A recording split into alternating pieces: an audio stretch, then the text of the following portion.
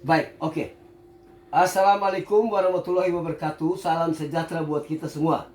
Terima kasih Bapak-Bapak, khusus untuk Pak Agus dengan Pak Moderator dan teman-teman yang telah memungkinkan webinar ini terlaksana dengan baik.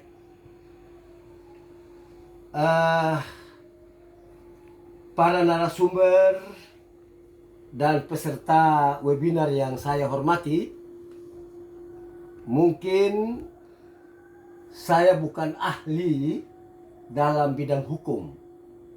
Jadi saya tidak mungkin memberikan satu penilaian khusus tentang apa yang telah kita saksikan bersama pada kasus Huta Barat.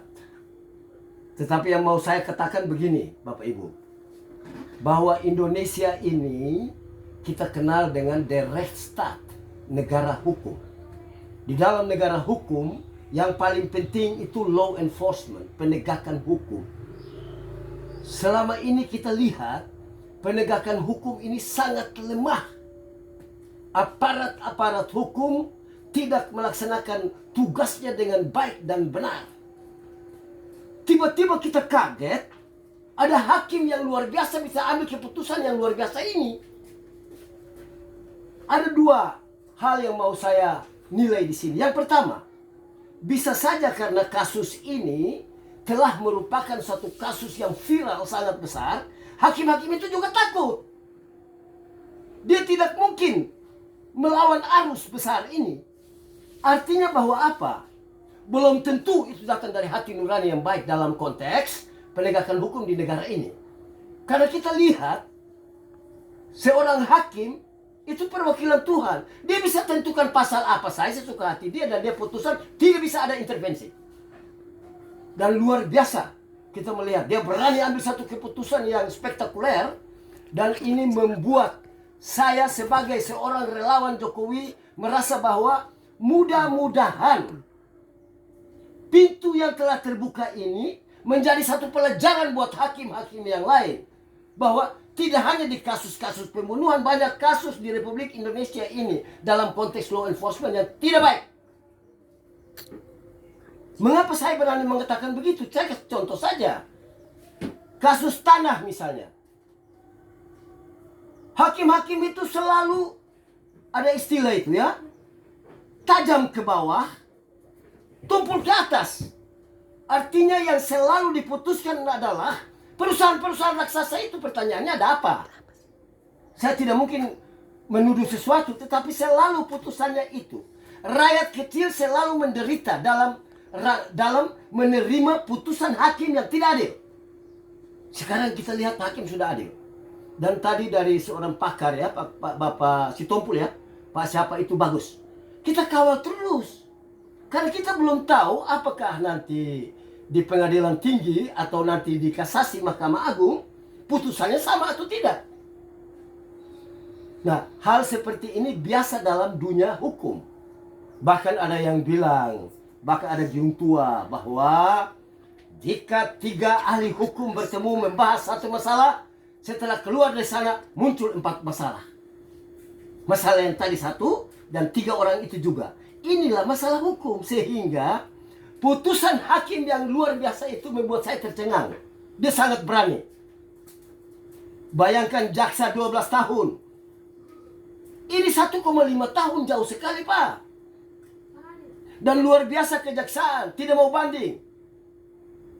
Di satu pihak memang itu menjadi satu bahan diskusi.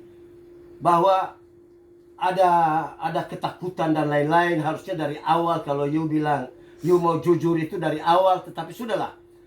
Whatever will be, itu sudah terjadi dan kita lihat, kita kawal. Dan sebagai relawan Jokowi, saya bangga dengan hakim-hakim itu. Bila perlu, hakim-hakim yang baik itu kita ajukan untuk pangkat yang lebih tinggi. Mengapa tidak? Karena untuk mencari seorang hakim yang bagus, yang luar biasa di Republik ini, ibarat mencari seekor kutu di malam yang gelap, di lapangan yang rambutnya banyak, tanpa senter. Susah Pak. Apa artinya? Artinya bahwa penegakan hukum di Republik Indonesia ini masih perlu suatu reformasi besar-besaran. Ya, sering saya katakan bahwa jangankan ke law enforcement, secara keseluruhan saja untuk pemerintahan. Kita kenal apa yang disebut clean, clear, and good governance. Semua itu tidak akan teraih kalau tidak ada apa yang disebut nation and character building. Jadi semua orang itu kalau belum direvolusi mentalnya, termasuk hakim, jaksa, bahkan lawyer-lawyer juga. Saya pernah baca itu. Pak Mahfud MD, beliau ke Jepang, diskusi dengan hakim. Orang Jepang itu paling percaya apa putusan hakim.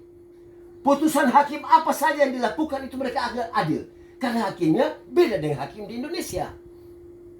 Tapi sudah, saya tidak masuk di menuduh atau mencurigai apapun juga yang dilakukan hakim. Tapi itu fakta yang terjadi. Sehingga saya kembali ke pernyataan saya yang awal. Mudah-mudahan ini merupakan pintu masuk. Ada reformasi besar-besaran dalam hal law enforcement, penegakan hukum di Indonesia. Ini jadi satu presiden baik di kemudian hari.